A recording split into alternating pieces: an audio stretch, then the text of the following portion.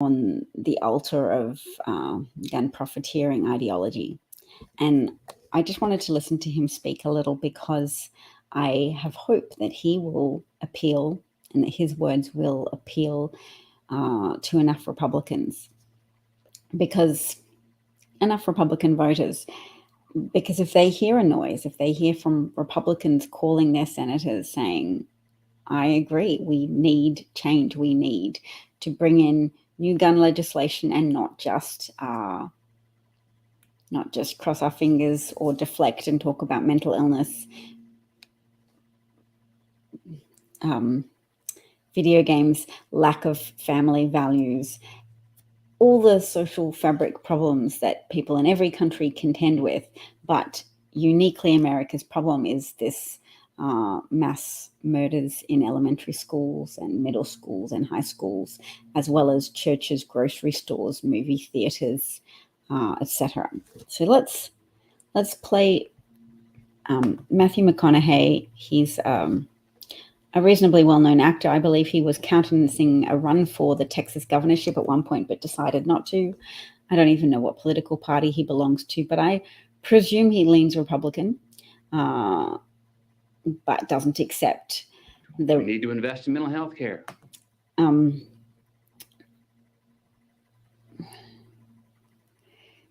He doesn't seem to accept that mass shootings are an unfortunate but unavoidable aspect of American gun ownership. Okay.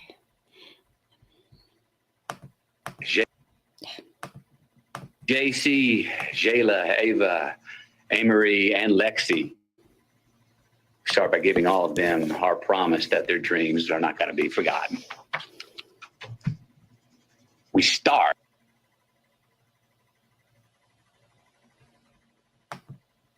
Oh, it seems to be loading or freezing.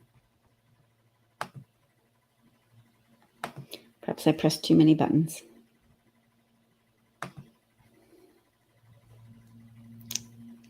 I have a little loading sign there. I seem to have frozen. My apologies.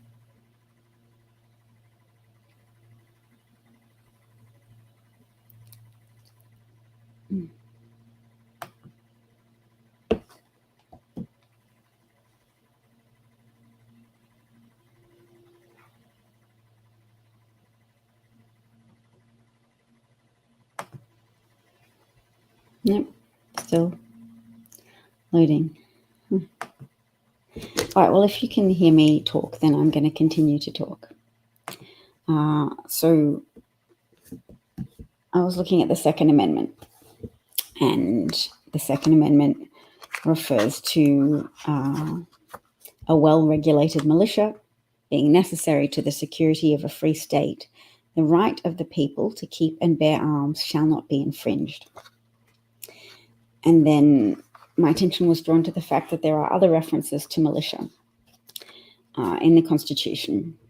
And they discuss the role of Congress in Section 8, and it says the Congress shall have power to lay and collect taxes, duties, imposts, and exercises. And then if you skip over, it also says to provide for calling forth the militia, capital M militia, to execute the laws of the Union, suppress insurrections, and repel invasions. So that's pretty definitively what the Constitution refers to.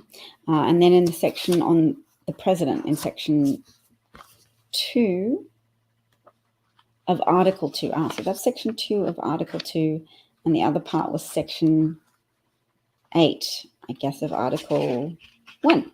Okay, so now we're on Article 2, section 2. The president shall be commander-in-chief of the Army and Navy of the United States and of the militia of several states when called into the actual service of the United States. He may require the opinion in writing of the principal officer in each of the executive departments upon any subject relating to the duties of their respective officers. So the president has the power to call on the militia. And then if we go back to the Second Amendment, yes, that militia, a well-regulated militia, being necessary to the security of a free state, the right of the people to keep and bear arms shall not be infringed, i.e., there can be state militias organized, which will comprise the National Guard, which can be used to suppress insurrection and repel invasion. I'll just go back to Article 1, Section 8, to provide Congress, blah, blah, blah. Congress shall have the power to provide for calling forth the militia to execute the laws of the Union, suppress insurrections, and repel invasions. So that's why Americans should be legally allowed to possess guns if they belong to the militia and that militia is well regulated.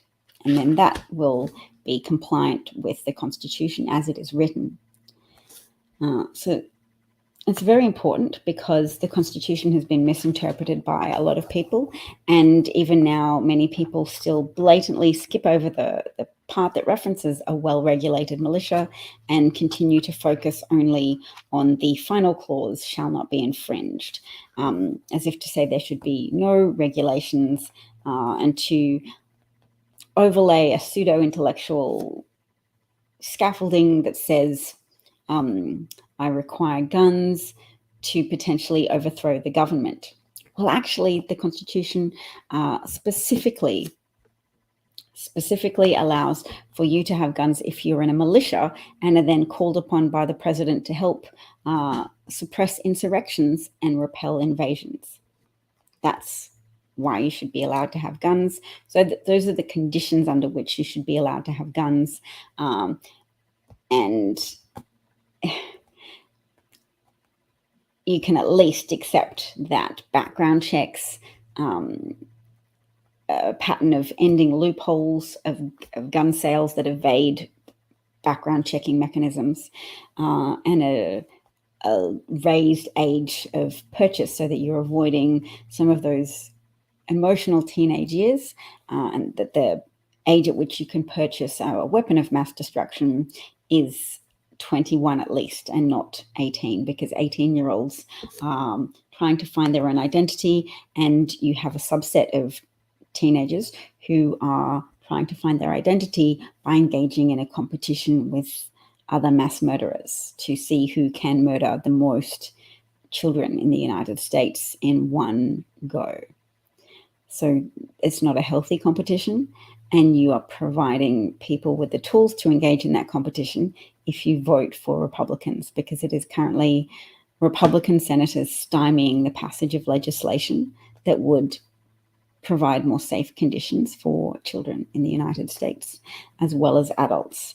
And Black adults are under significant threat. There was another white nationalist terrorist murder in the week before the Uvalde school shootings, the Buffalo mass murder, and the 18-year-old who could legally buy an AR-15 was motivated by the desire to accelerate a race war, to take revenge on Black people for nothing, for a fabricated source of tension that could be resolved if more white people visibly took ownership of the checkered tapestry of America's past and owned that legacy of bad behavior and didn't pull their hair out over it, but at least address that it existed, that it does detract from a hero narrative, yes, but that you have to make peace with not being the hero and not having your relatives or your forebears be the hero in every circumstance. Oops, I've got my own thing up on stage, whereas what I really wanted to look at was Mathew McConaughey. It's just Twitter seemed to be a little bit slow. Still not really loading, so you might not be able to hear me either.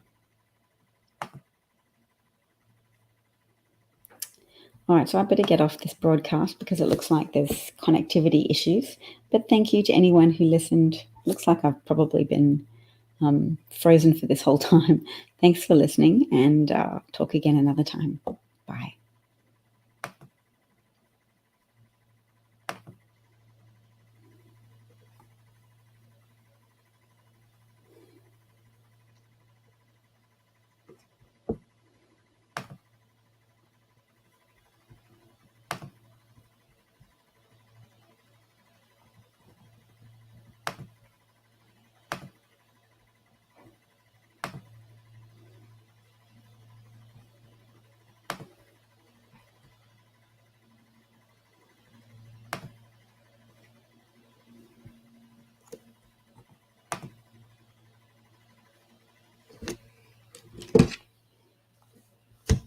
Oh, broadcast hasn't even ended.